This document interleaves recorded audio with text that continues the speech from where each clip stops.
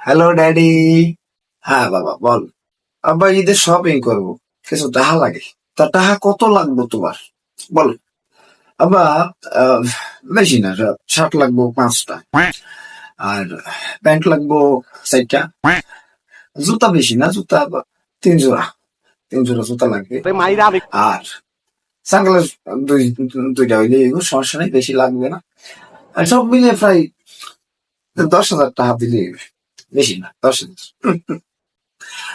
বাবলা, পুরো গোষ্ঠীর shopping list লিয়ে এসে তুই, হ্যাঁ? এই বেটা এই, 10,000 টাকা এক মুঠো তুই দেখছো কোনোদিন? বাবু, আমি কোনো অজুহাত কিন্তু শুনবো না। টাকা দিতে হবে, ফুল অ্যান্ড ফাইনাল।